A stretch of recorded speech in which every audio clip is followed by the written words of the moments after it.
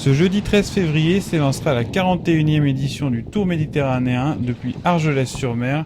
4 jours de course qui se termineront dimanche au sommet du mythique Mont Faron au-dessus de Toulon. Une distance totale de 668 km. Côté plateau, les organisateurs ont été gâtés. Sylvain Chavanel emmènera sa toute nouvelle formation suisse YAM Cycling. Jean-Christophe Perrault aura lui à cœur de prendre sa revanche, lui qui avait perdu l'an passé pour quelques dixièmes de seconde seulement. Thomas Voeckler emmènera les Verts d'Europecar, tandis que Taylor Phinney aura à cœur de briller sur le contre-la-montre de samedi. Chez Giant Shimano, on sort les grands moyens avec John Degenkolb et Warren Barguil. Les Oranges de CCC Polsat seront groupés autour de l'éternel Davide Rebellin et Franco Pelizzotti emmènera la formation Androni Giocattoli. Enfin, côté espagnol, ce sera Luis León Sánchez qui étreignera ses nouvelles couleurs de la formation Carrarura.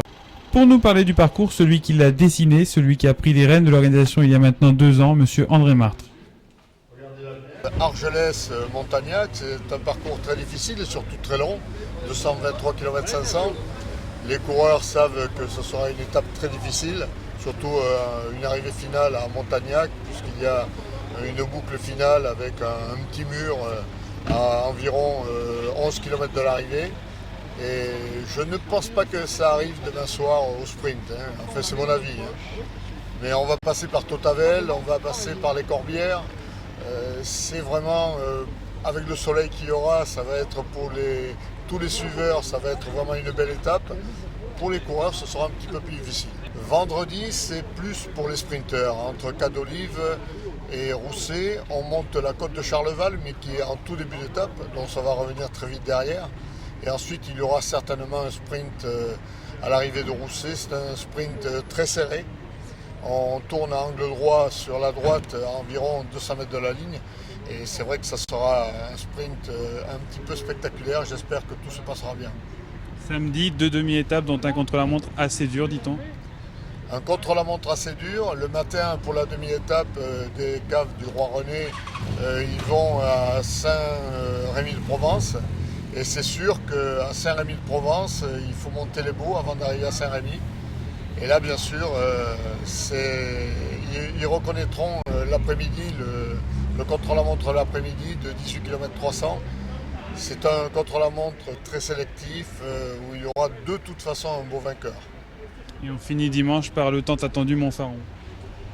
L'apothéose, on part de Bandol sur le port, on monte par Colobrières, par tout l'est, l'ouest du Haut-Var.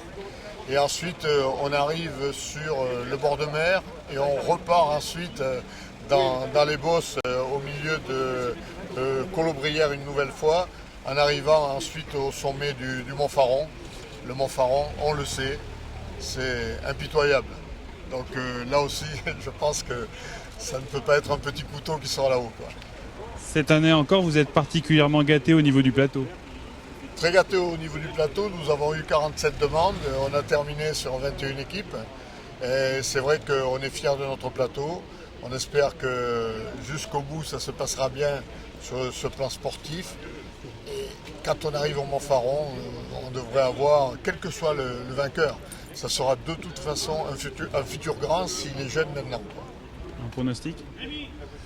Un pronostic, j'ai 2 ou 3 pronostics, je ne veux pas leur porter la poisse, mais un garçon comme Perrault, il a tellement en travers d'avoir perdu pour 8 millièmes de seconde l'an dernier.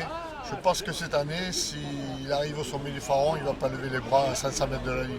Un jour de moins cette année par rapport à l'an passé, pourquoi ?